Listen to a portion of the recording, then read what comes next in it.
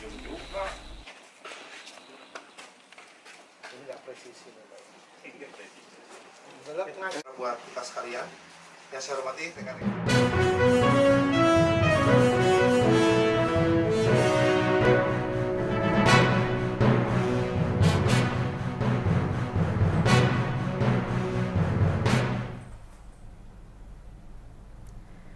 Selamat sore Tribuners, jumpa lagi bersama saya Mutiara dalam tayangan Breaking News di Tribun Lampung. Kami akan sajikan informasi teraktual dan terpercaya untuk Anda. Dan inilah Breaking News Tribun Lampung selengkapnya. Pebinor jadi alasan suami tembak istrinya di Lampung Tengah. Polres Lampung Tengah mengungkap motif pelaku penembakan seorang wanita yang masih berstatus istri sah. Kapolres Lampung Tengah AKBP Andik Purnomo Sigit mengatakan aksi penembakan yang dilakukan tersangka bernama Muhammad Rifai berusia 24 tahun dilakukan secara sadar. Saat kejadian pelaku tidak dalam pengaruh alkohol ataupun narkoba. Ia menembak istrinya secara sadar, kesal dengan pertengkaran yang terus terjadi dalam rumah tangganya. Andik mengatakan dari hasil penyelidikan, korban dan tersangka memang sering bertengkar terus-menerus. Menurutnya, pertengkaran tersebut pun tidak pernah menemukan jalan keluar sehingga membuat tersangka emosi. Tersangka pun akhirnya gelap mata dan menembak istrinya sendiri.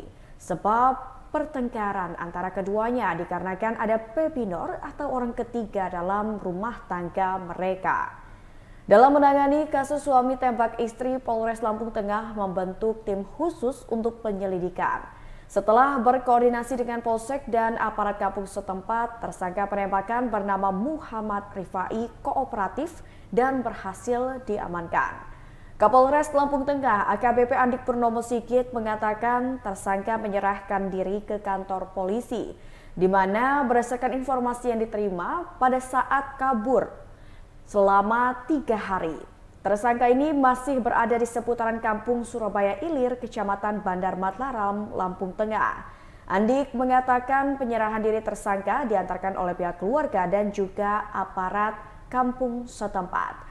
Ia menambahkan dari hasil pemeriksaan pelaku secara sadar melakukan penembakan terhadap istrinya sendiri bernama Yeni Jalia berusia 20 tahun.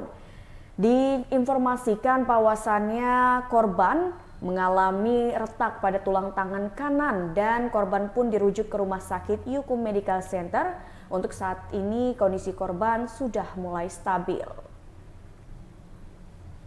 Undang-Undang Darurat Nomor 12 Tahun 51 tentang penggunaan senjata api yang ancaman hukumannya maksimal 20 tahun.